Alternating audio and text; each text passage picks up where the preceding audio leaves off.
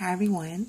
So it's Throwback Thursday and I have a throwback thought. I like to give you a little bit of insight into my past that has made me the woman who I am today. So someone said, Grace, in your last video you talked about forgiveness, acceptance, and decision making. But how did you get to the point where you were able to forgive? And that's a very good question. So growing up, I lived in this box. I call it a religious box, or my religious box, okay? So I was taught to think a certain way and act a certain way. And if anything tried to infiltrate this box, if anything tried to alter my mindset, I was taught that it was the devil trying to kill me. So it was my job to make sure that I blocked anything that tried to enter this box or tried to change my mindset, okay? But what I later learned in life, that me living in that box was killing me.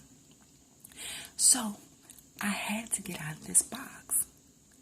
And that required me to change my mindset. But that's kind of hard, y'all. If you're conditioned to think a certain way, to act a certain way, and now in order for you to live, you got to change that, that requires growth. And growth hurts. So now I got to change my paradigm. What's a paradigm? A paradigm is the way in which you look at life, okay? So in that paradigm, there are lenses in which you look through, okay? So there's you, there's the paradigm, and there's the situation or life. So let me tell you a situation in which I had to use this paradigm. So in my last video, I told you all that I tried to kill myself. Oh, no, I didn't. I'm sorry. Listen. I went through depression. I tried to kill myself. Yes, I admit it. I tried to kill myself. But it didn't work. Thank God. Woo woo. So, that day I tried to kill myself, I called my friends. I was like, listen, I can't take this no more. It's just too much for me to bear. I know God didn't intend for me to live like this. I just can't do it no more. It just hurts too much. And so I had some friends that was like, girl, I feel you. I sure do. But listen, I'm at work right now. And I'm trying to make this money. I'm trying to stack up a little paper so I can pay these bills. But I'm going to call you when I get off work, honey, okay? Don't kill yourself. I love you, okay? I'm going to call you when I get off work. Never called. Then I had the friends that was like, Heavenly Father, in the name of Jesus, we bind this spirit that is causing Grace to think that she wants to kill herself. We know that that is nothing but the devil that has come to kill, steal, and destroy Grace's life. And we bind it in the name of Jesus, Heavenly Father. Okay. Then I had this one particular friend. And she was like, Grace, listen, I can't deal with your depression no more. I tell you what, you call me when you get out of depression. Maybe I'll be here for you. Maybe I won't. You just have to call and find out. Goodbye. Say what? You for real? Oh, okay. And y'all, that's all I needed to push me over the edge. Okay? The person that I counted on the most to be there for me left me in my time of need. So now I have nothing to live for. Let me go out here and go ahead and kill myself like I planned to. It didn't work. Thank God. Okay. So when I came home that day, I cried myself to sleep. I was so hurt. I was brokenhearted. When I woke up angry. And I woke up hating that girl. And even after that situation, I still hung out with her a little bit. And I hated her. I would look at her and I would hope that she would fail in life. I would hope for her demise.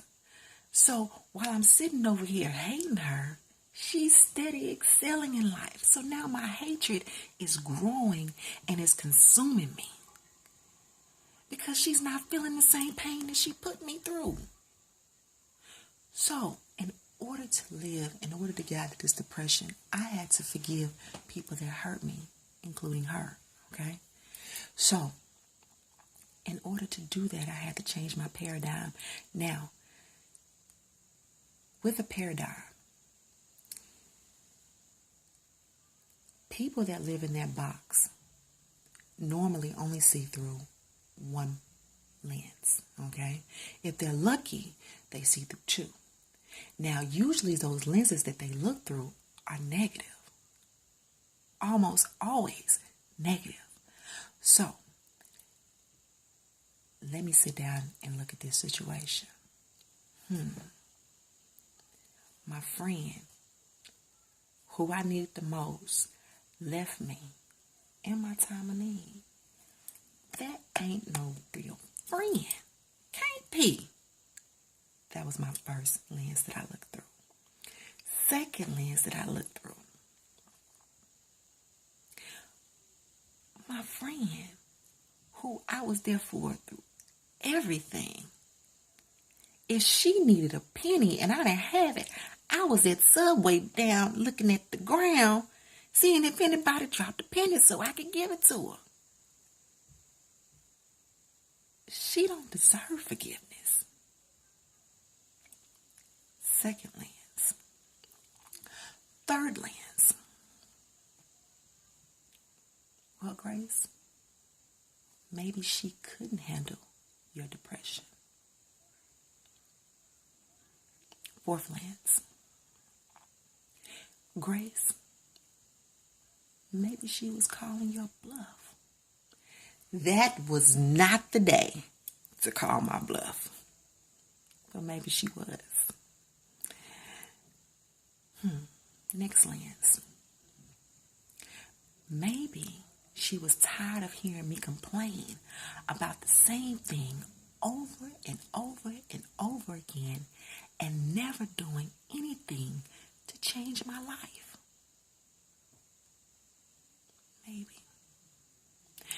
Maybe she was going through some things herself.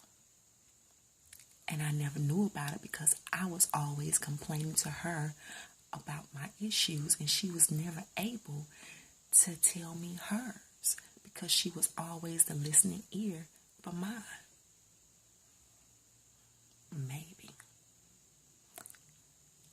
Maybe, just maybe, that was God trying to remove her from my life so I wouldn't count on her to save me.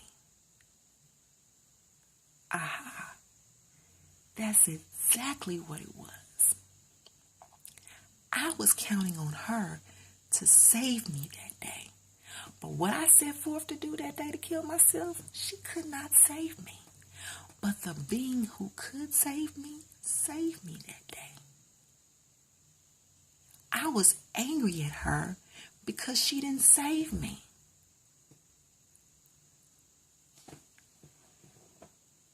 Now I got to forgive her. But she still could have done more, right? Next lens. Everybody does not think the same way you think. Everybody would not handle a situation the same way that you would handle a situation. So in order to forgive, I had to first be willing to forgive. Then I had to get out of that box. I had to change my paradigm and how I looked at life and how I looked at situations. And in order to do that, I had to empathize. So the question is, what does your paradigm look like?